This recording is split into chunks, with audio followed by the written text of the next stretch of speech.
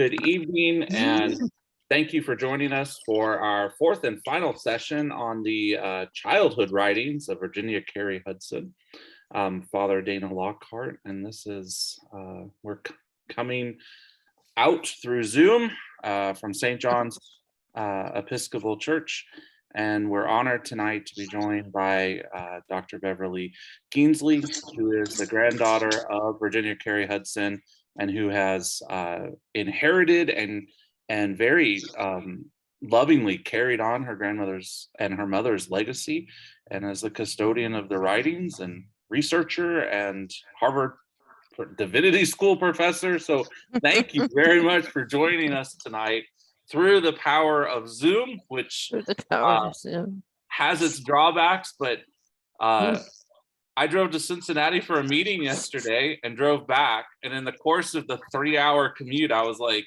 man, I'm eating every bad word I've said about Zoom in the last Right. I bet. Things just are more effective.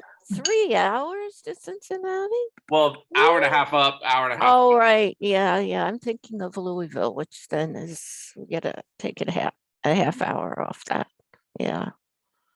So we have an outline for the presentation. Yes. Tonight, and I'd like to open with a prayer. Wonderful. That you suggested.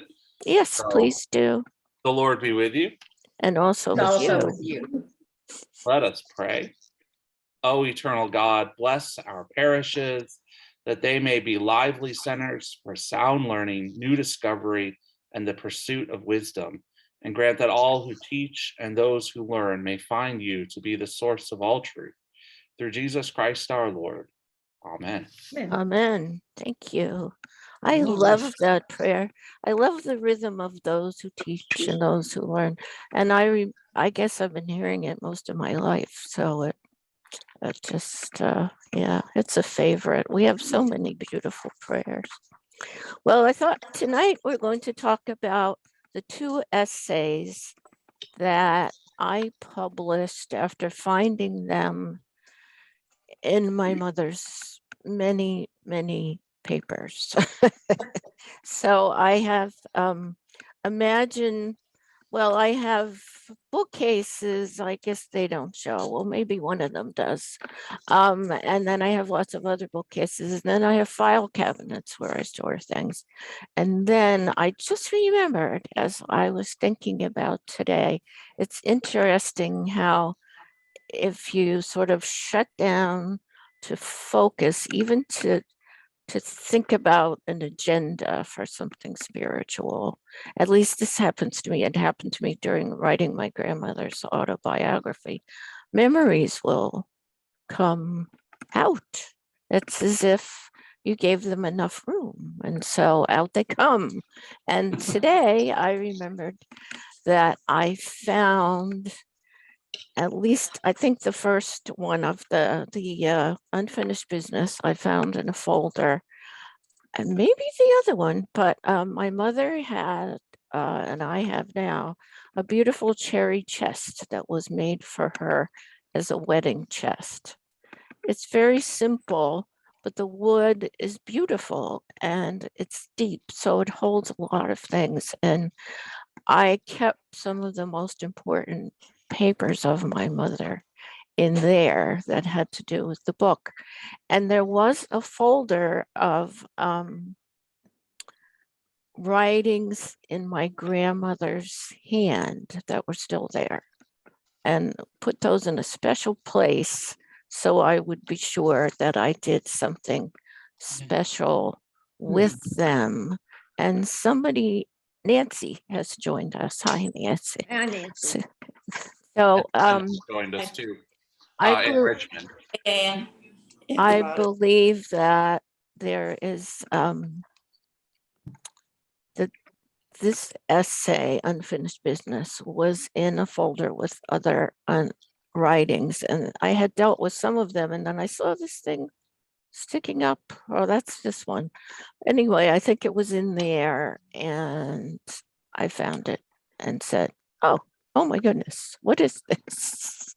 It's an essay from 1905. Wowee.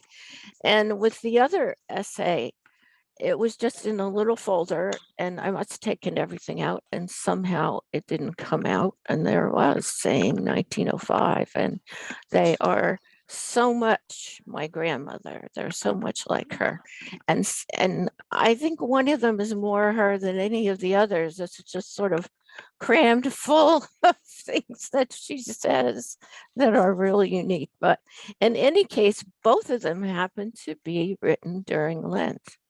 And so I thought it might be nice to start out with thinking about Lent for a few minutes. And she has an idea of what, Virginia has an idea of what she's going to do and what she is doing in Lent.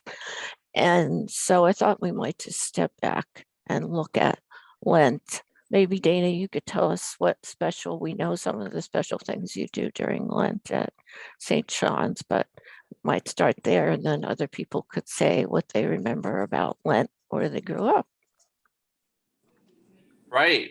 I've been laughing kind of all day because one of the reasons why we originally scheduled this as a Lenten study is we thought, as you know, we wanted to do it before the good weather came.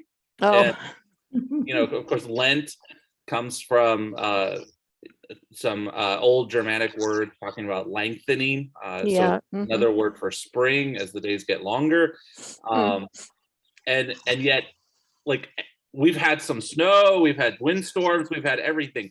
But every dang Wednesday in Lent so far has been gorgeous. And it's sort of like, you know, we're going to do it on Zoom. We want to do it before the good weather comes. Yeah. And every Wednesday in Lent has been gorgeous. So I want to thank the people who have dutifully attended and participated by Zoom here, despite the fact that it's breathtakingly beautiful outside. A little windy, Yeah. but very But beautiful. beautiful, yeah. We're abstaining from beautiful weather. Abstaining There from we that. go. That's one way we can look at it. Like my grandmother. Oh, So Lent, of course, is a time of preparation and study. That's connected to the ancient church and people finalizing their catechumenate to prepare for Easter, baptism at Easter. At St. John's, you know, this year we've tried to do a Lent with less kind of abstaining and more joy. So that I think that focusing on these books, which are theologically very deep, but actually very fun, fit that well. yeah. You know, we also kind of the alleluias go out of the service, the crosses get covered up, and we don't have a postlude after the service, which Right. If you've ever heard our organist is truly an act of a sacrifice, and then we encourage almsgiving and other acts of spiritual devotion. So that's what springs to mind for me. I don't know what springs to mind for other people. Brings to mind. I like that. Springing to mind. Springing Yes. to mind, right? Yes, Yeah. right. There's See, somebody we're I in the hear- right mood. I heard just a faint voice, and I don't know where it comes from. So, but maybe. Oh, okay, great. Nancy. I was just going to say that almost the past 2 years feels like a Lent season. Been giving up. It's been a season of isolation. You know, just not having communion, the sacrament of the church for so long. And then now we've got the bread, and at a couple of services we have the wine.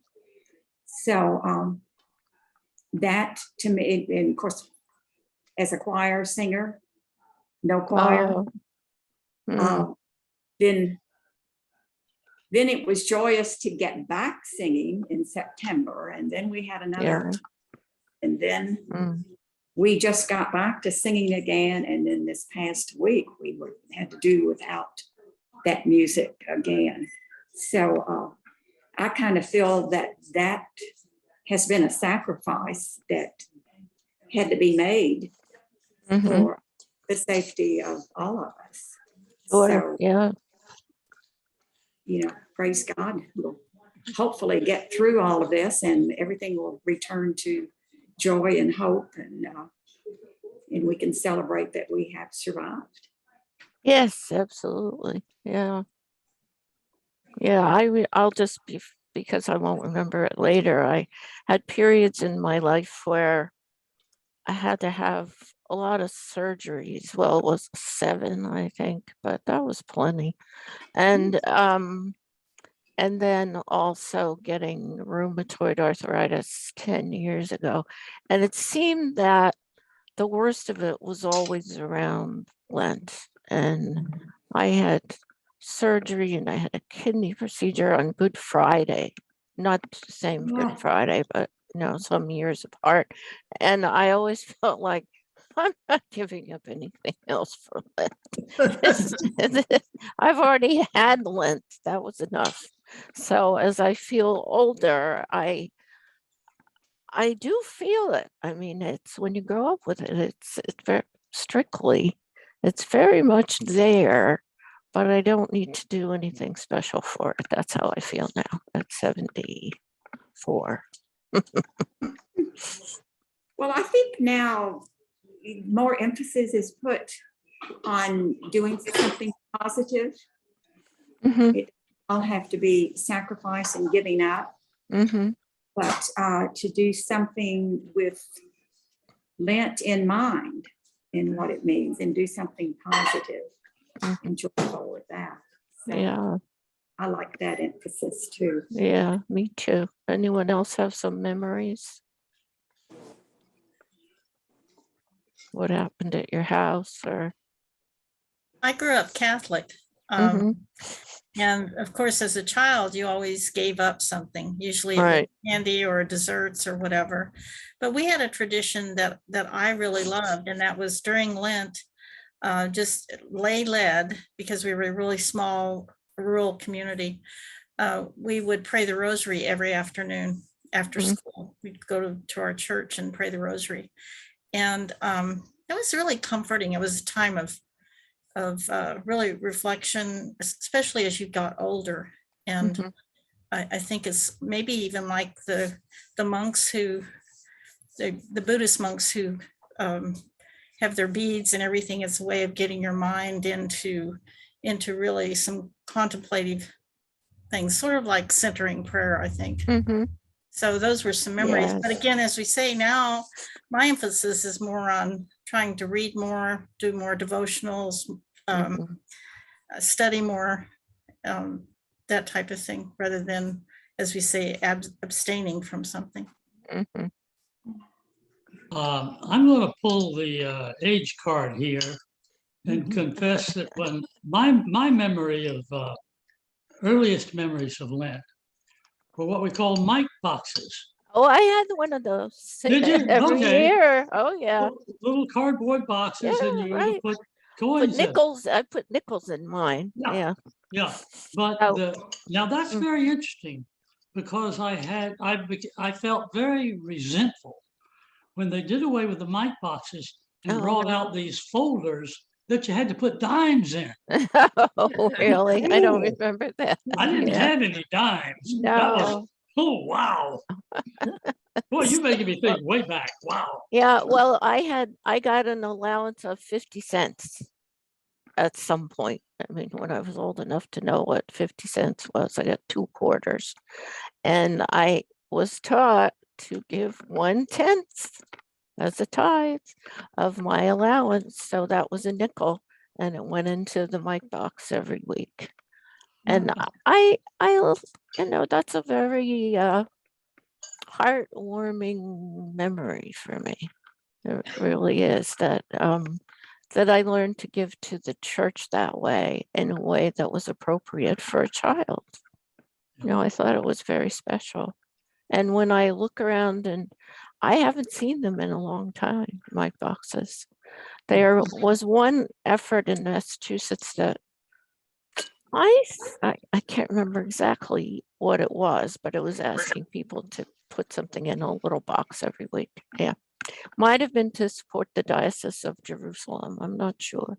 But otherwise, I don't know when I last saw my box.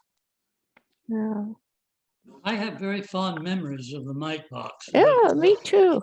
The inflation kind of got to me. But Yeah. And we got to, and we as children brought them all up together.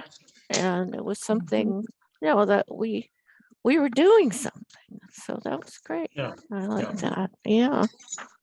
Anyone else have something that I have some notes about my family? I had forgotten about my boxes until this afternoon. So we're on the same wavelength. But well, maybe this will bring back memories too. I mean, we always had our church calendar with purple letters for Lent and marked with the days for fasting. And so we fasted on Wednesday and Friday, and that meant no meat. Now, that in my house was significant because my father loved beef and he worked for meat inspection. Was the deputy director. You would think he might have lost his appetite for it, but he didn't. But he was a big man and a real beef eater. My mother was allergic to all shellfish and Oh. most fish. She had an allergy to iodine, and I guess that was connected. I don't really know, but she could eat the palest sort of flounder or what fillet of sole, which is even paler than flounder, but other fish, no way. So she had to, I guess she was maybe she was an early vegan. So that wasn't what she wanted to do. She liked meat too, especially beef, but she had to come up with meatless meals since she couldn't do fish. And so that was really, she was very faithful to that Wednesday and Friday in Lent. And then she and I, once I got big enough, and I don't remember how old I was then, but we went to whatever Holy Week services our church offered. And then we went into Washington, D.C., which was our city, and went to a 3-hour Good Friday service. And that was a Good Friday for us. So I haven't gotten completely used to. I guess eventually I did. I mean, when my husband was active as a rector, we did what the church recommended and had the Good Friday service, which in the evening, which I liked, but it still didn't quite feel right if I didn't. I felt that I had to be quiet between 12 and 3, no matter what was going on. So that left its mark on me. The other thing that I wanted to mention, since we are talking about my grandmother, is that her death and its commemoration were tied up with Holy Week.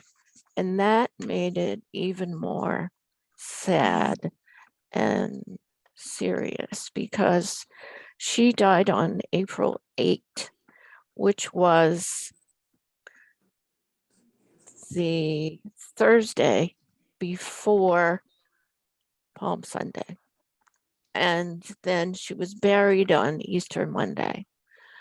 And so Palm Sunday was just always a day of weeping, my poor mother.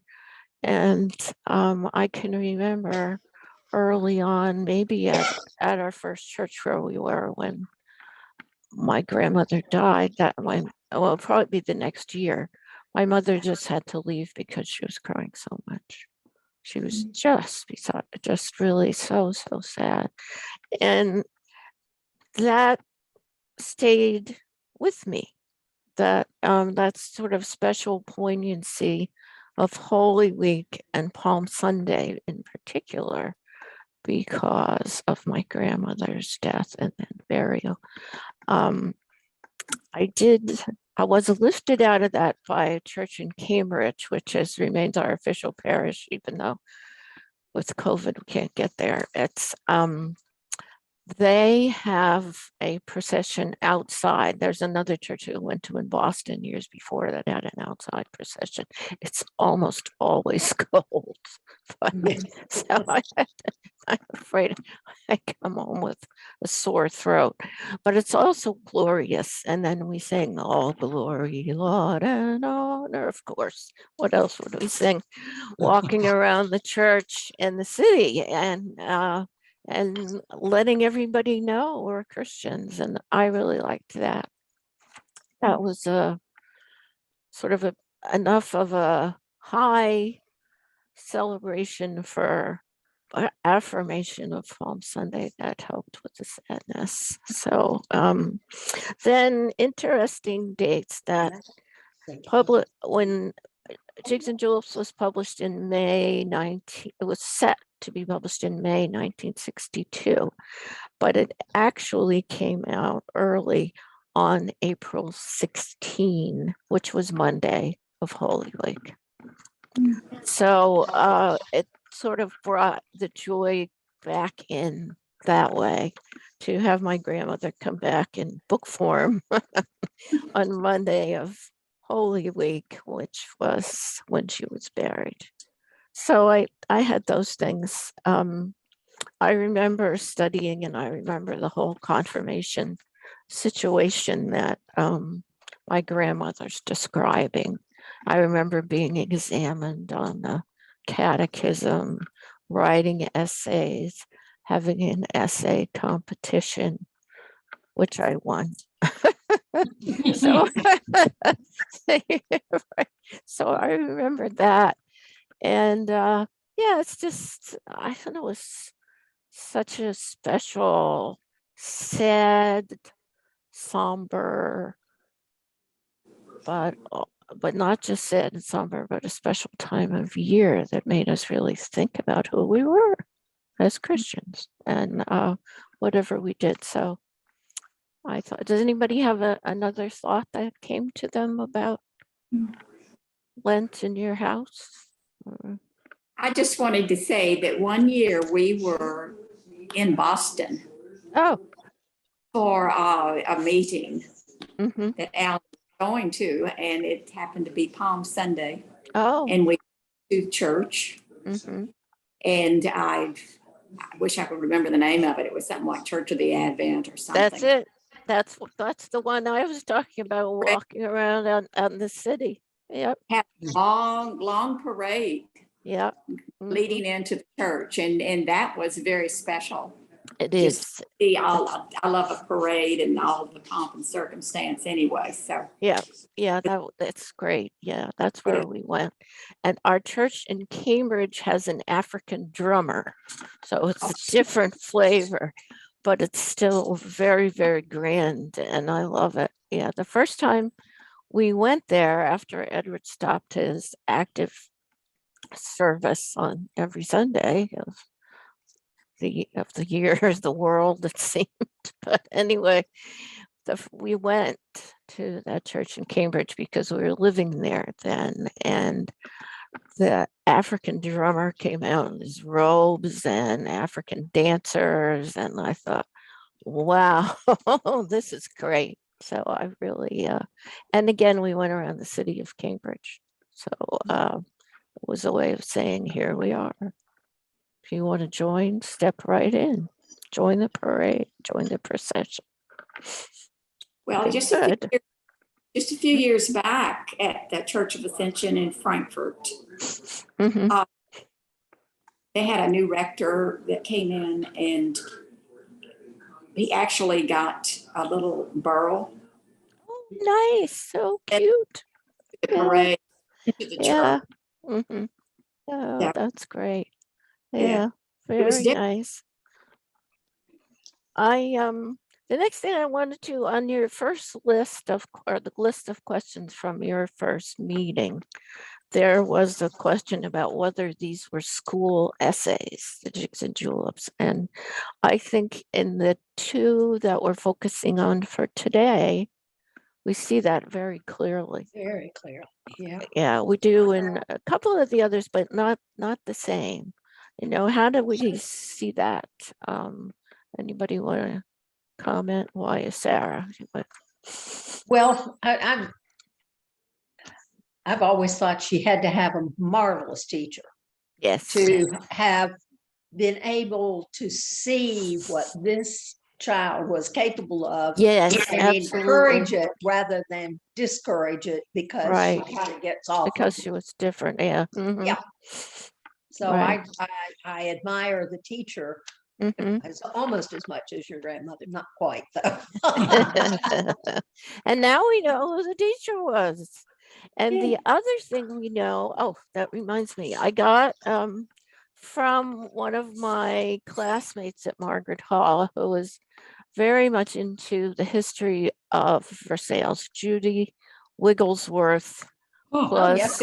plus Phillips.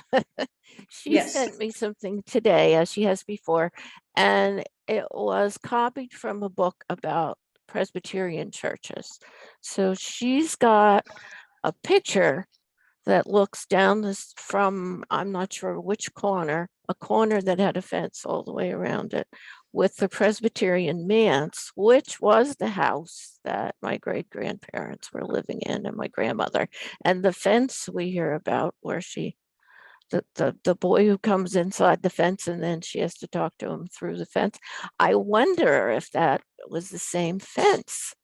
And if there's a fence there now, I don't know, but it's, I did hear that. And she also found a record that that manse was sold in, let me look.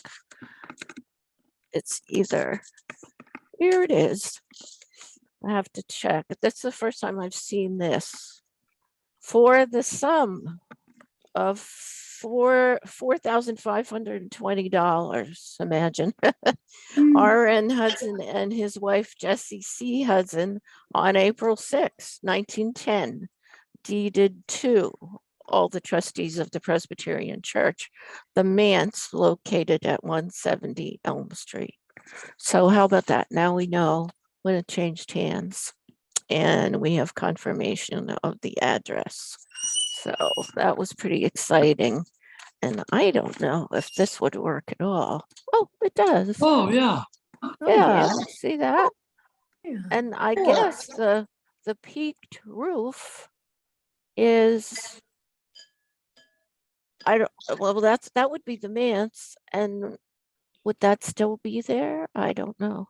Because the only picture I've seen of the house has huge trees covering up the whole front. So, but anyway, there it is. So that was We'll have to go exciting. walk on Elm Street. Look. Yeah, it's not very far. Let me know or take a picture will. if you can. I Or will. if your trees are they all the way out, your trees? No. No, They haven't oh, even be good. begun. Oh, good. That would be perfect. Then we'd be able to see what it looks like. I'd be grateful for that. I'll put it in a book with your name on it. So, where was I? So we're talking, oh yes, we're talking about how they clearly are school essays. Anybody else have a comment on that?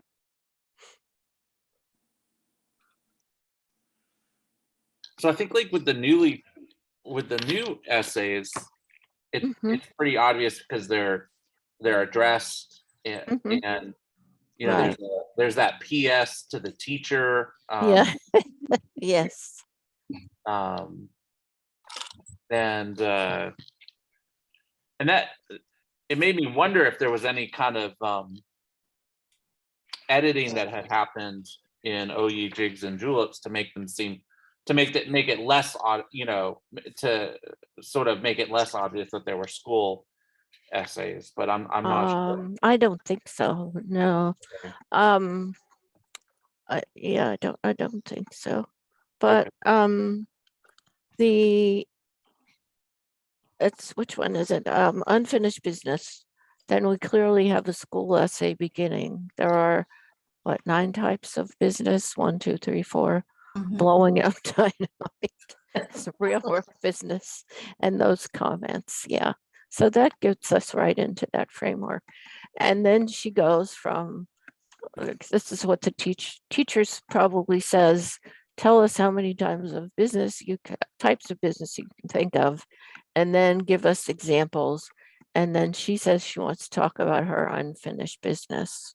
And with Neville Grady, I just get the biggest kick out of that, with him pulling her pigtails, when you can just imagine the choir getting up to sing Stand Up for Jesus. And he's behind her waiting for a pigtail to pull on it when she stands up. So what a pesky little boy, but she got him back. But those are, I think that one, the structure is really quite obvious. Then we have the bishop's approval, no less, on the 2 that we have, which is what surprises me, that they're not in there, or not, they weren't with the first 10, but who knows, really. There's a liturgical and a Lenten theme. The first one is abstention. And then my Bible would be connected over the years, many years of church history, to the study of the Hebrew Bible, or what used to be called the Old Testament, that it was done at certain times of the year in the night office and so on. So we get her, but she tells, do you remember what does she say to the bishop that tells us in the second essay, my Bible? What does she say to the bishop that tells us it's an assignment? I don't remember that. I remember Okay. the bishop dancing. Oh yeah, the bishop is a good dancer, was at the tea party. especially if he has a triple julep. There's a PS at the end that directly addresses the bishop, and then she cites the Bible passages that she references. Yeah, she does. And then she says, this week we're talking about Elijah and Elisha, or reverse, whichever way it goes. So she tells us this is what we're studying. So she probably had an assignment to write about what she learned about Elijah and Elisha. And she says some funny things. One of my favorite lines was, wasn't it cute of God to think of that?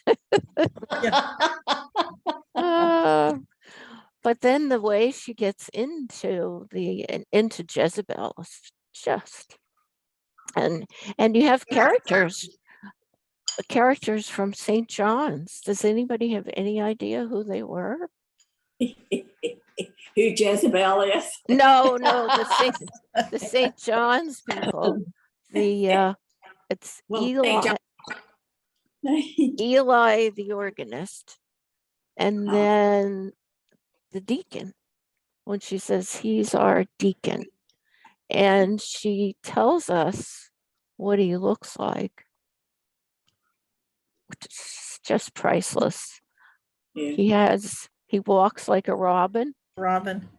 And This pear soap. yeah, he uses pear soap. I didn't know. I looked it up, pear soap, on Google, and said, oh, still around. Has a special scent. So I thought that one was just fascinating, to get those 2 people who were at St. John's in 1905. But who were they, Dana? We tried. And we didn't find out who we tried who the organist was in 1905. So if anybody has an opportunity, comes across something, it would be great to find out who was Eli and who was the deacon. So It seems like it would be in church records, doesn't it? It ought to be somewhere, but especially the deacon, yeah, but still the organist is the organist would have been on the payroll. Yeah, right. And if I don't know if they had leaflets, but somewhere everybody would know who the organist was. So we ought to be able to find that. But it's, and then neither one of them, she says, I guess she gets along with the organist, but the other one, she says, doesn't like her. Yeah. The Yeah. one that she like broke into his house to use his Well, His sewing machine. sewing machine. I know. I imagine one of those old porches that maybe had louvers or something, and it was in there. I know, but she went right in. I know. Amazing. But she knew how, it was a sewing machine that I learned to sew on. So type Wilcox and Gibbs. A My- singer. No. No, Wilcox and Gibbs is much older than Singer. Never heard of it. I did eventually have a Singer when I sewed. My mother and I sort of learned how to sew together. Neither one of us knew. And we took it up one summer and did it. But, and she always used the Wilcox and Gibbs, and she had a 1908, I think. I wish I had kept it. Typewriter. It's I realized my mother must have had very strong hands. She certainly didn't have R8 or hands like I do, because she never could have pushed the keys down on that thing. Do you know, have you seen one? They're round, like a metal frame around them, and long metal, whatever those things are called, that attach the key to the place that it hits. And wow, are they hard to press? They really are. But Sites on those. yeah. So let's see. Anything else that you noticed about those essays?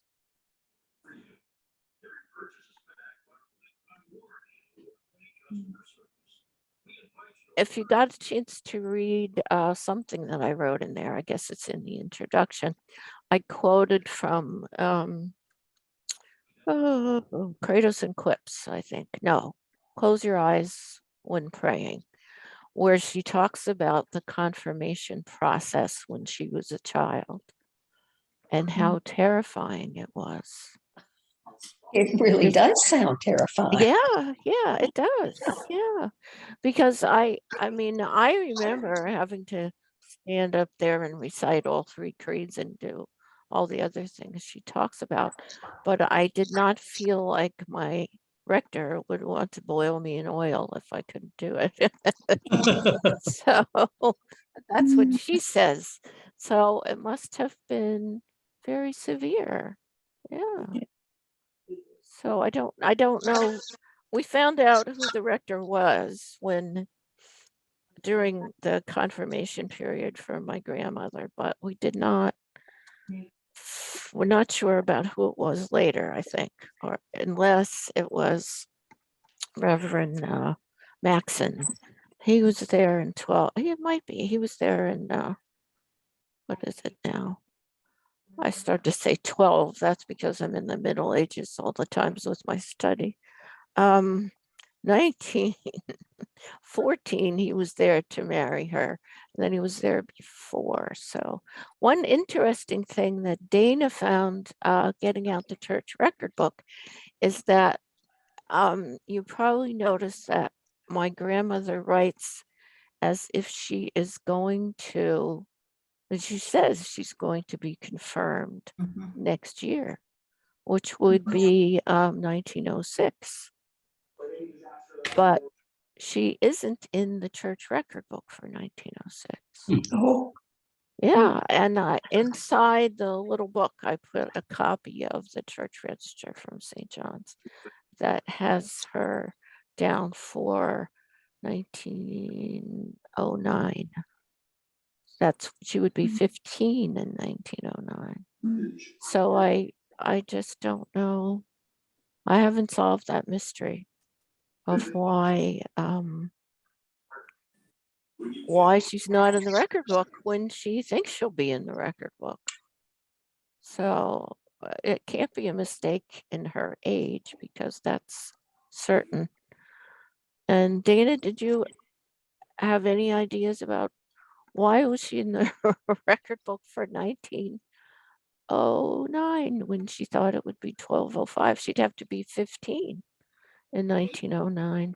So a friend of mine who's a church history professor at the Seminary of the Southwest told me that the age for confirmation has fluctuated over the years. There never was one established age that long ago, but that it might have moved to a later age than 12 when under the influence of the English Oxford movement in the 19th century and into the early 20th century, wanting children to be more educated in the church and adults. But that's a mystery. And the other thing that's in there is that my great grandfather was confirmed in the year before, 1908. So I didn't know that. And that was in the record book. So that was a great surprise. And the obituary in the Woodford Sun that I mentioned to you 2 weeks ago mentions that, says something about how he came over to the Episcopal Church or did something in Versailles, and then he served on the vestry, which of course he would, because he had a rather large mite box. So I'm sure he was a big help with the church's finances. He would have a trunk, I guess, something bigger than a mite box. I actually have a wooden box. It's about, can you see, where are my hands? Yeah, about this big, with his initials on top that locks. I don't have the key, but I have the box and I keep special things in it. Yeah. So, and my husband found today, this is another, if you keep looking, you keep finding things, but we have a collection of old prayer books that my relatives gave to Edward when he was ordained an Episcopal priest. They thought he should have the collection. And so Edward was out in the garage, cold as it was, and found one that says, the pencil on this part of it is a little hard to read, but this one, so you can see it. Can you read it? Dr. R.N. Hudson from his from his friend friend Smead. M.J. Smead. Sweet. 1871. 1871. Oh, you know what I just thought of?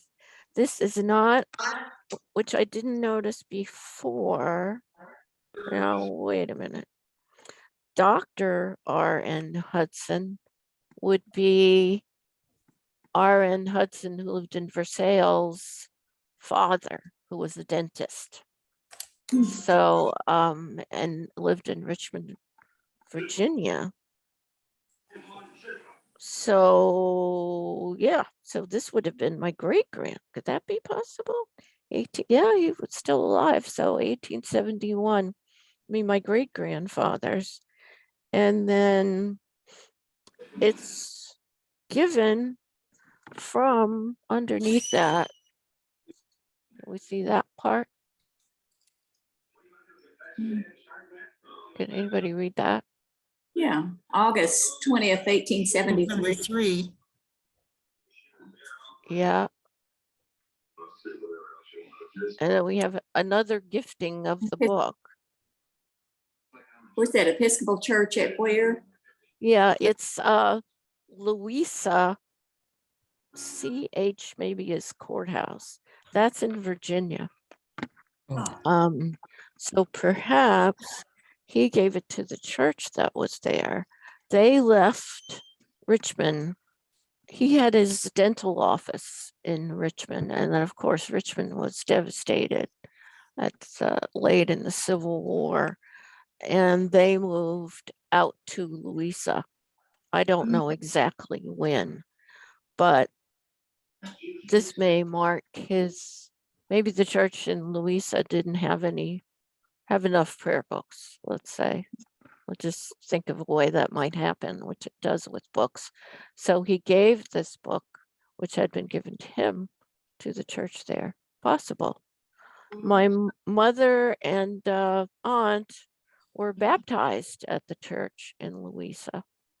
Instead of being baptized in Kentucky, they went all the way to Virginia.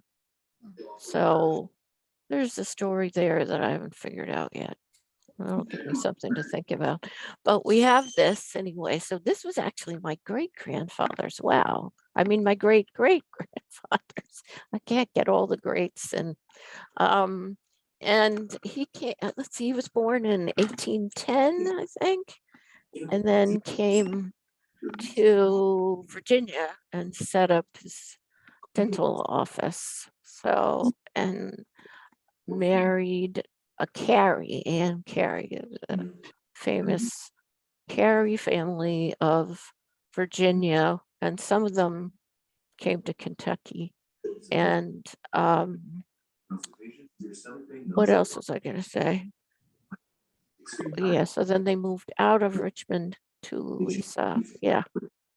And Anne Carey is the reason why I have Carey as a middle name before my maiden name. And my aunt is named Carey, and my daughter is named Carey. So the family continues on. And in some way, I mean, some little fraction of relatedness. So I think that's, I wanted to introduce this idea that we could talk about of with a friend of mine who wrote a lovely review of the biography of my grandmother that I wrote, uses the term applied theology as theology applied to daily life, as a way of describing how my grandmother wrote about applying the theology of Lent, for example, to her daily life. Whether it was whacking Neville Grady, but waiting until the end of Lent to do it. Or doing the readings that she was assigned about the prophets. And then I don't think she marks the end of Lent, and she just tells us that she's in it. Yeah, I mean, we know she's in it from what goes on. So that's and she did that all her life. So that is applying what she called, not looking at what she called the bewhiskered theologians who didn't know how to relate to children or women at all, and coming up with her own down-to-earth interpretations of the Bible, which she, my mother gathered together in, which one? The second one, Kratos and Quips. No, sorry, the second one is Kratos and Quips, the third one is Close Your Eyes. So that's what she, practical lessons. And then the other one is strictly is about women in the Bible, or has some things on women in the Bible, because she taught a class at Calvary Episcopal Church about on the Bible for women. And she says funny but very down-to-earth things like, poor Eve, what was she gonna do? Left alone with a man she never met out in the woods or under the palm trees or whatever, with no mother to help her figure out what to do. But anyway, that's what you find in that book. So we're supposed to talk about a couple of things. You had questions from last week, right? We still have some time. Good. And now I'm trying to remember what they are because I didn't write them down. One was language and surprises. Did my grandmother surprise me? And what was the other one? Anybody remember? I think we had a lot of discussion about why these essays would have been left out. Oh, of right. And you said collection. people had different ideas than mine. So I'm really eager to hear those. I think to summarize, and if anyone else who was here last week wants to jump in, to me, my understanding was the thesis that they were left out because of the corporal punishment didn't strike us as necessarily.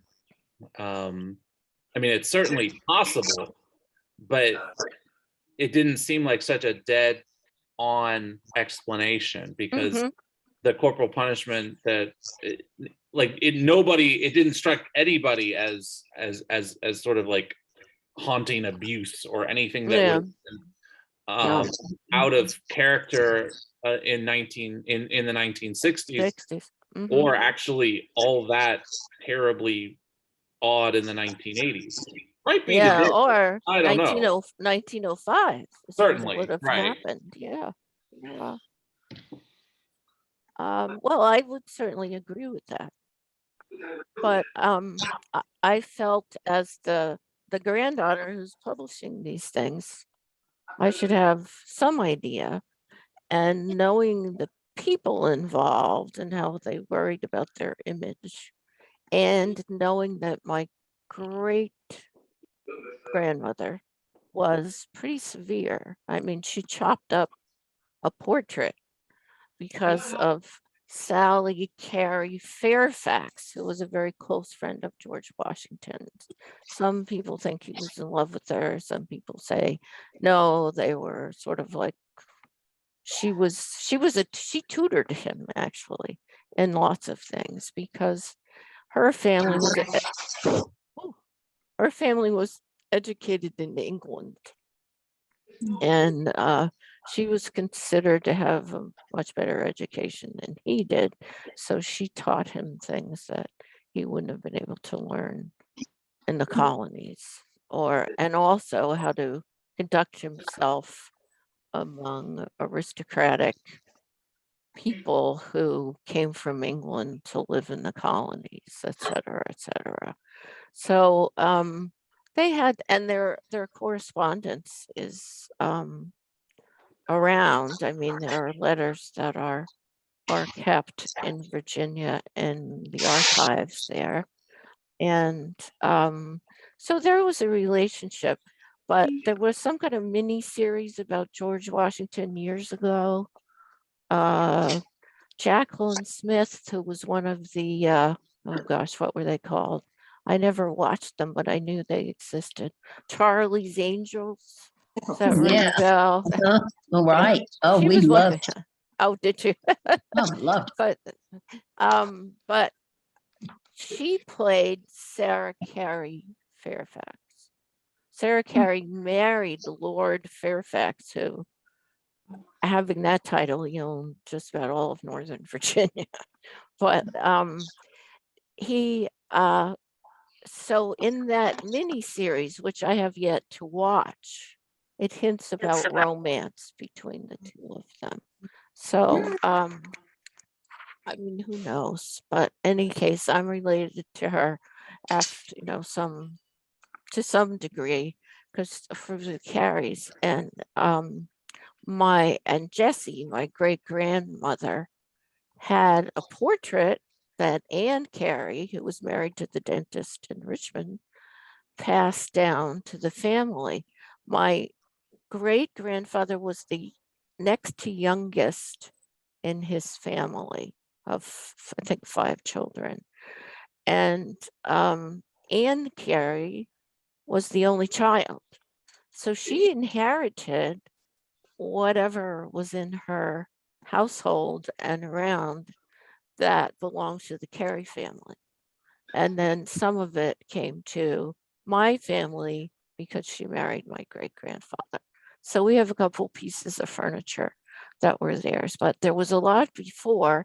And one of the things is a portrait of her, which is missing. And the Virginia Archives collection talks about it being missing. There's a copy of it somewhere, but the original portrait is missing. So it seems very likely that good old Jessie chopped it up. She also burned up the letters that she had between Anne Carey and George Washington. So this is not a mild-mannered woman, shall we say. And what else did she do? Let me think. Oh, there's a story about my grandmother loved to dance. She is dancing in Jigs and Juleps, but she always loved to dance. And she was a teenager and she danced with somebody she was dating named Russell. And they were both good dancers. And she tells in one of the letters that I'm just finishing now that she wrote from Chicago in 1940, she talks about seeing this fellow Russ and her mother getting very upset at the way she was dancing because it was a double foxtrot with something else at the end, but basically her leg, though I'm sure in a very long dress, went up in the air. And that was not allowed. So my grandmother, she tells about it in another place to my mother. My grandmother, actually, my great grandfather, actually came out on the dance floor and slapped her. So, I mean, in front of other people, which I thought was just horrid. But I get to see all of that as, I think the reason that I went to that is it's informing my view of what's going on in these essays. I may not be correctly informing it. There may be something else going on, but it does say affect the conclusion that I reached. And I found, I woke up once thinking, oh, I just shouldn't have gone that far with it. In the first one, the pink book, Unfinished Business. And I wished I had toned it down a little. But now that I think about it, I discovered this episode on the dance floor later, actually. And after I had toned it down a little bit in the next book, but I thought, oh, gee, maybe not, And my mother my mother was not that severe. She was a disciplinarian, but not like my great grandmother, for sure. She wasn't that severe. So anyway, that was Jessie. I mean, she had her good qualities. I never met her. She died in 1942. But any other thoughts on that, Dana? Did you have more that you remember from last week?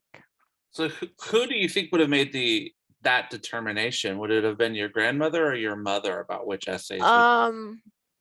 Well, if it eventually, that's a good, there may be a difference there, which is a good, your question lets me think about that again, because I talk about what we call the material evidence, what I've got, and I'll show you. Oh, where are you?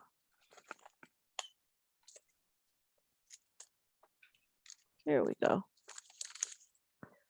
Most of the essays, and I've seen that material evidence, but it's in Kentucky now, and I think in the Kentucky Historical Association Society. But there would be a handwritten version, usually by my grandmother. I can recognize her handwriter. Both of my grandmother and my mother had eccentric handwriting, but it's different. So there would be a handwritten version by my grandmother in pencil, which that's the way she liked to write.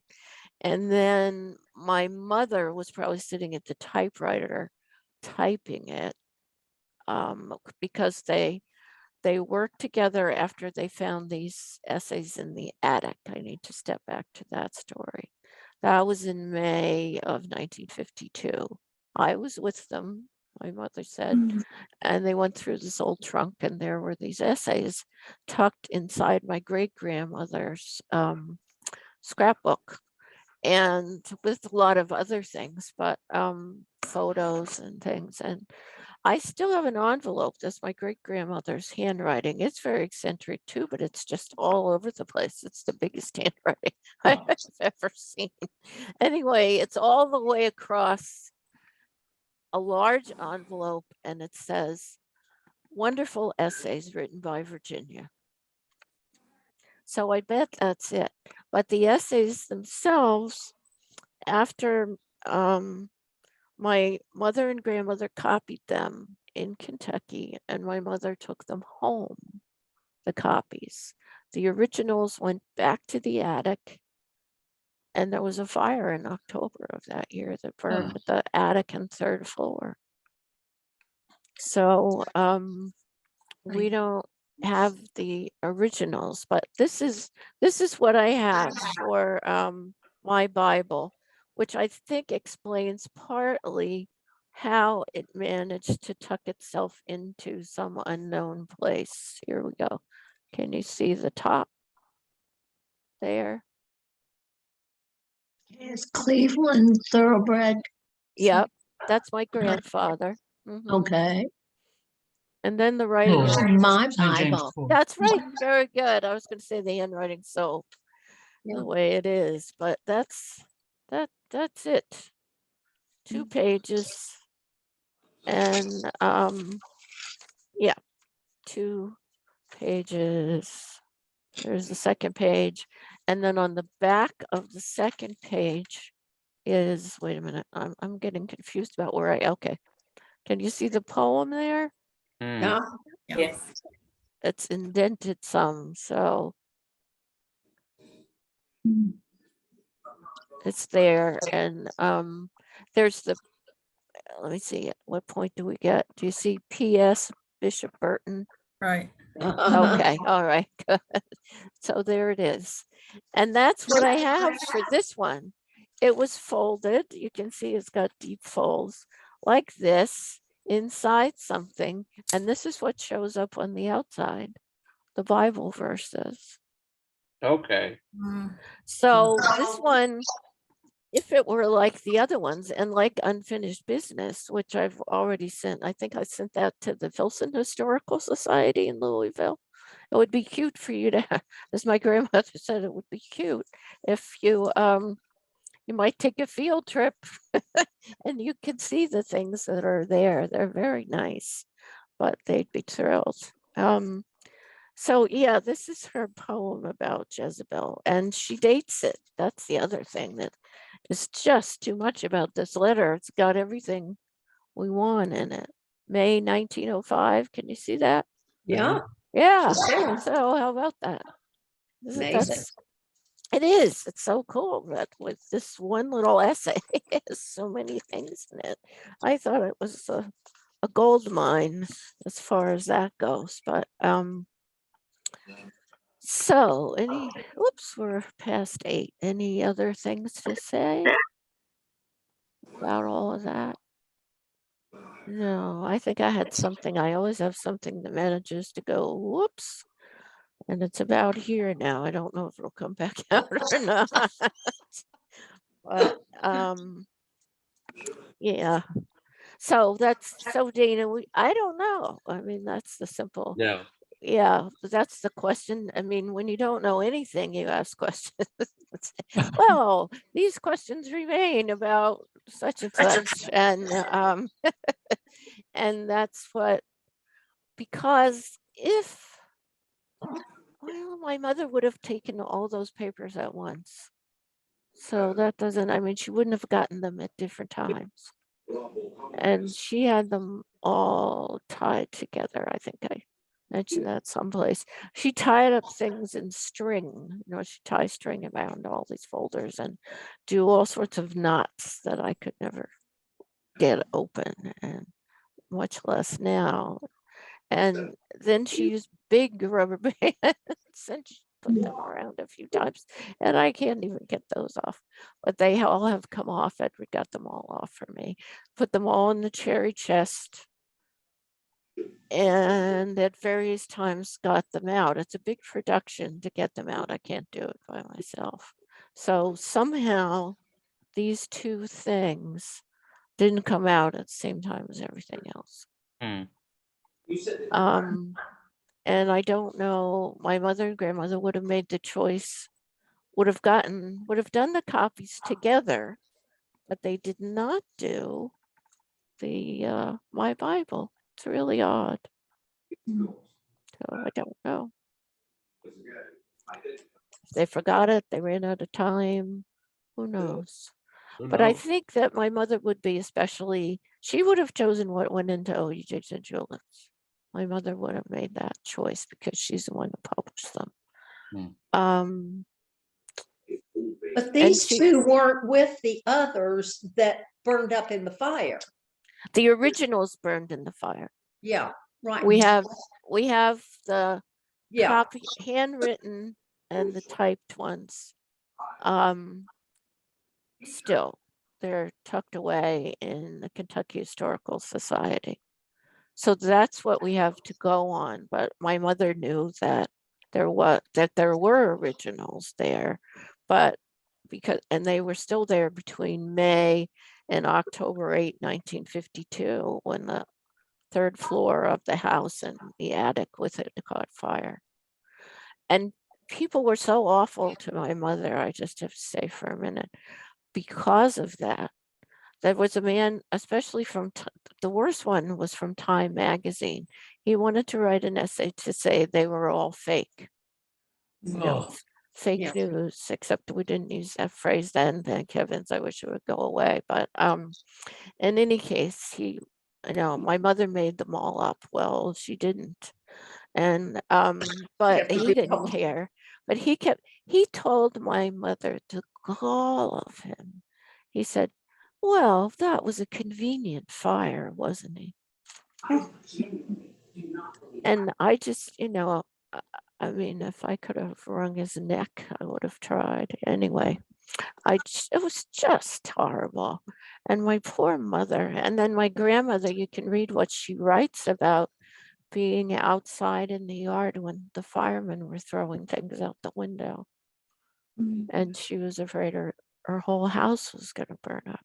My mother eventually got a statement and believed that she had to do this to shut these people up. She got a statement from the insurance company that he remembered that claim and the fire.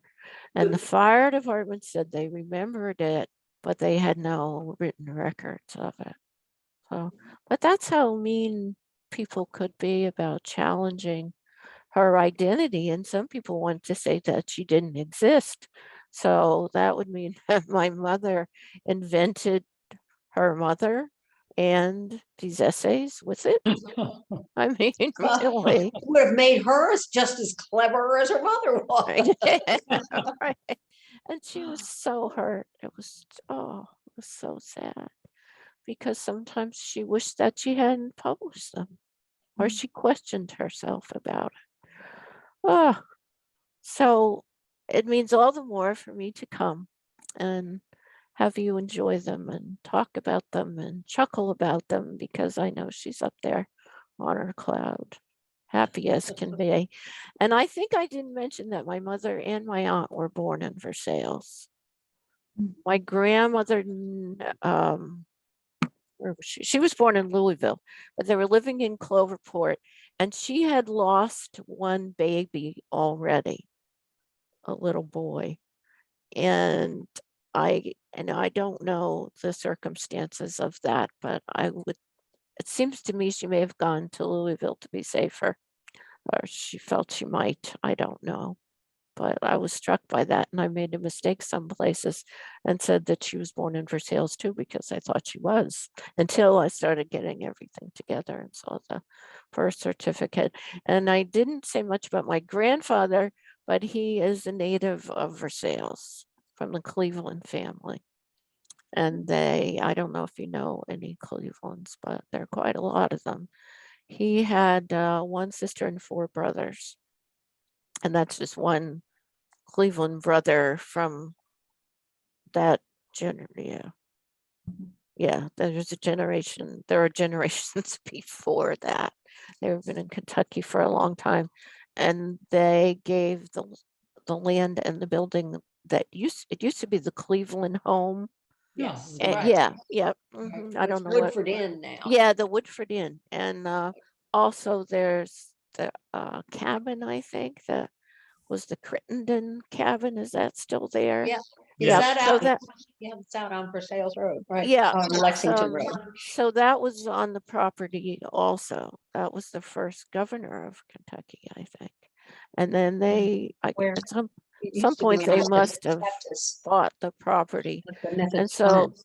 those are the Clevelands. It's on And his I name. have, there were 5 Nursing school. Cleveland children and my grandfather's generation. And I have 4 for second cousins, all female and all majored in French. Now figure that. There must be something, there's something in the water. That's the Cleveland home. I don't know, but that's the truth. I met a lot of them at a Zoom a couple of years ago. And the one I know best, Mary, lives outside Philadelphia, and she and her husband came up to meet us a few years back, pre-COVID, and we are good friends now. But then I found out about the cousins and that we all majored in French. Is that crazy? And some people have a master's degree in French, and she and I both got PhDs that are, mine is primarily, but not solely in French. So I figured there must be a Huguenot around somewhere.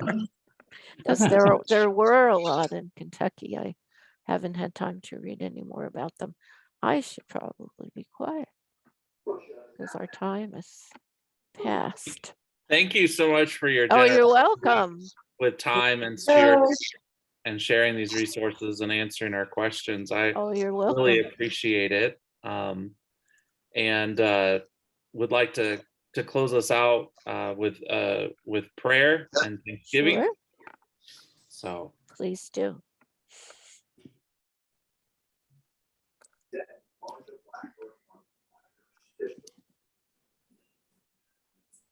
So the Lord be with you. And Also also you. with you. Let us pray. Direct us, O Lord, in all our doings with thy most gracious favor, and further us with thy continual help, that in all our works begun, continued, and ended in thee, we may glorify thy holy name, and finally, by thy mercy, obtain everlasting life. Through Jesus Christ our Lord. Amen. Amen. And thank you all Thank so you. much. Thank you so Thank much. Yeah. you. Yeah. Thank you. Will This we has been see- a pleasure.